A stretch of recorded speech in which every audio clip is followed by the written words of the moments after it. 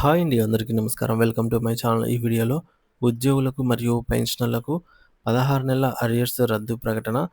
దీనికి సంబంధించిన పూర్తి వివరాలు ఈ వీడియోలో తెలుసుకుందాము. వీడియో అయితే ఎక్కడే గాని స్కిప్ చేయకుండా ఎండ్ వరకు చూసేయండి. అప్పుడే ఇన్ఫర్మేషన్ పూర్తిగా అర్థమవుతుంది. అలాగే వీడియో చూస్తున్న ప్రతి ఒక్కరు వీడియోకైతే లైక్ చేయండి ఫ్రెండ్స్.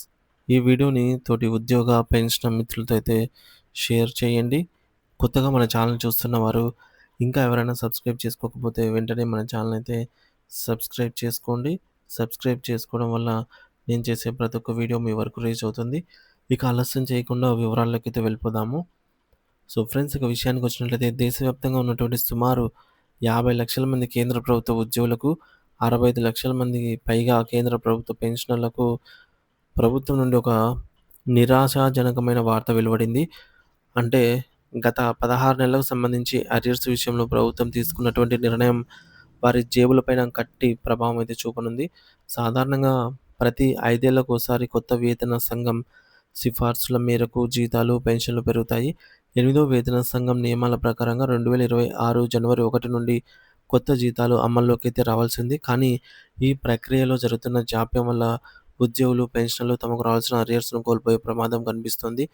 దీనిని మరింత వివరంగా పరిశీలిస్తే కొత్త వేతన సవరణ అమలుకు కావడానికి పట్టే సమయం పడడం వల్ల పాత తేదీల నుండి పెరిగినటువంటి జీతాన్ని ప్రభుత్వం చెల్లించాల్సి ఉంటుంది. అయితే తాజాగా అందుతున్న సమాచారం ప్రకారంగా ముఖ్యంగా హెచ్ఆర్ఏ, ఇంటి అద్దె భత్యం వంటి అలవెన్స్‌లను పాత తేదీల నుండి వర్తింపచేయడం కుదరదని ప్రభుత్వం స్పష్టం చేస్తోంది.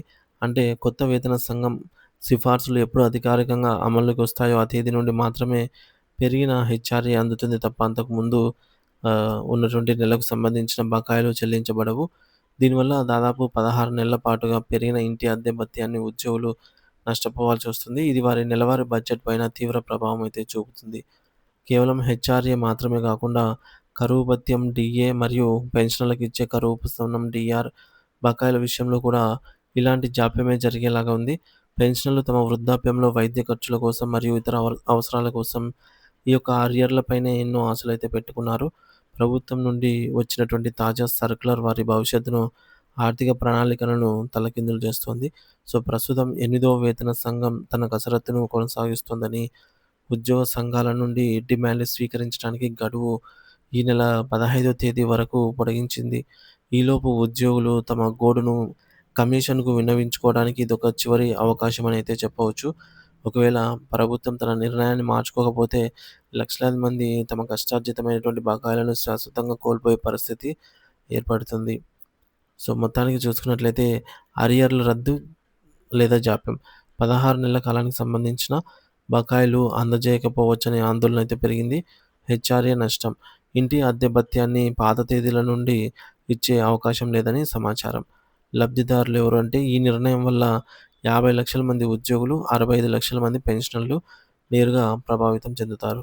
అమలు తేదీ 8థ్ పే కమిషన్ 2026 జనవరి 1 నుండి అమలు కావాల్సి ఉన్న ప్రక్రియ అనేది ఆలస్యమవుతోంది. డిమాండ్లు ఉద్యోగ సంఘాలు తమ విన్నపాలను అందించడానికి ఈ నెల 15వ తేదీ వరకు మాత్రమే సమయం ఉంది.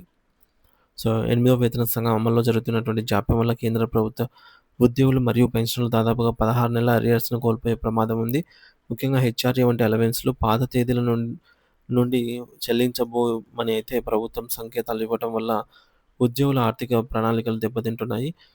ఈ నెల 15 లోపు డిమాండ్‌లు సమర్పించి తమ హక్కులను కాపాడుకోవాలనైతే ఉద్యోగ సంఘాలు ఈ మేరకు భావిస్తూ ఉన్నాయి. దీనిపై మీ అభిప్రాయాన్ని అయితే తప్పకుండా కామెంట్ ద్వారా అయితే తెలియజేయండి ఫ్రెండ్స్.